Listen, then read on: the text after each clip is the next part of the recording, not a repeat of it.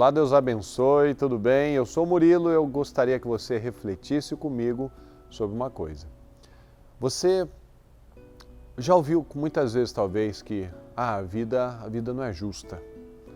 Mas onde está a injustiça? A vida é justa, sim. Sabe por quê? Porque a palavra de Deus diz aqui em Gálatas 6,7, olha só, não se deixe enganar, de Deus não se zomba, pois o que o homem semear, isso também colherá. Então, muitas vezes a gente ouve pessoas falando que a vida não é justa. A vida é justa sim, porque tudo que nós plantamos, nós colhemos. Mas isso é mentalidade. Pode ser que hoje você não concorde comigo, não aceite isso. Mas quando nós paramos, analisamos e vamos para a própria palavra, nós entendemos exatamente isso, porque até uma determinada fase da nossa vida, nós fomos influenciados e sofremos consequências dos nossos pais. Quanto a esse ponto, sim, né? A criança muitas vezes sofre coisas dos pais porque ela não tem o que fazer, ela é uma criança. Mas a partir do momento que a gente sai, adquire uma independência, nós podemos tomar as nossas decisões e construir um futuro totalmente diferente, ou permanecer naquele mesmo espírito, naquela mesma frequência, né, de mentalidade, de resultados. Tem um estudo que diz assim, às vezes as pessoas não estão satisfeitas com a vida profissional delas, mas se elas aumentassem a eficiência delas no trabalho em 10%, só 10%, ela teria um resultado 40% melhor. Então 10% a mais de esforço, sem celular, sem distração, sem falta de foco, sem conversa paralela, focado em crescer, focado em entregar os resultados.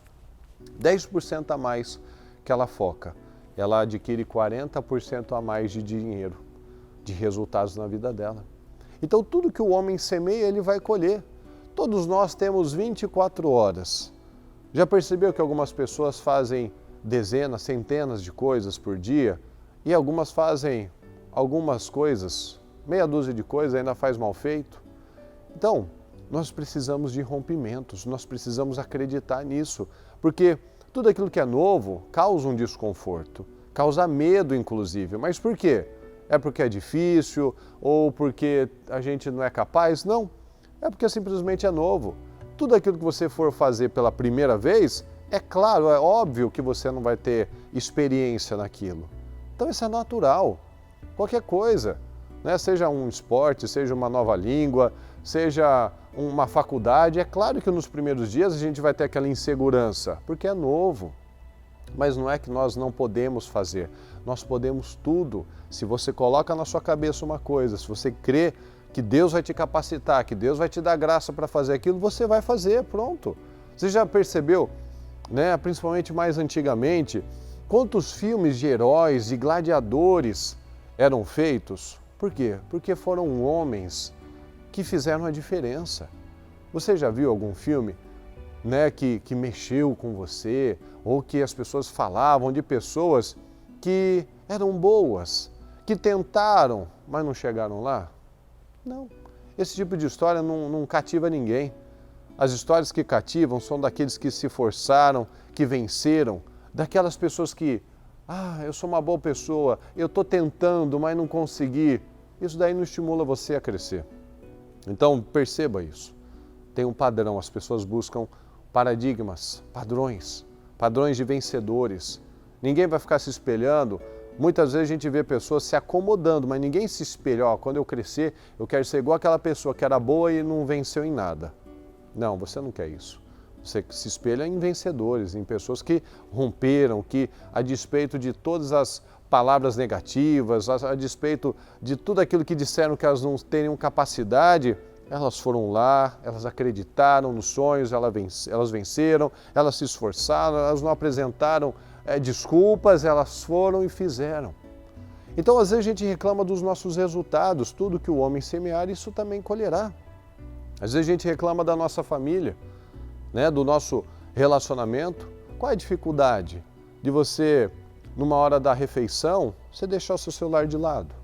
Qual que é a dificuldade de você cuidar bem da sua família, ser gentil, dar atenção. Qual que é a dificuldade de você separar, acordar 1 hora mais cedo, ir lá cuidar da sua saúde, treinar, pegar a Bíblia por 20 minutos e ler a palavra? A gente sabe, todo mundo hoje em dia tem celular, a gente sabe que a gente fica muito mais que 20 minutos, muitas vezes lá nos stories, muitas vezes lá olhando publicações, que às vezes não tá agregando em nada na nossa vida, e é o tempo que a gente poderia ler a Bíblia, é o tempo que a gente poderia fazer uma atividade física, é o tempo que nós poderíamos assistir um culto, é o tempo que nós podemos fazer um curso, e nós estamos lá perdendo a nossa vida. Então eu volto e te pergunto, você acha que a sua vida é justa?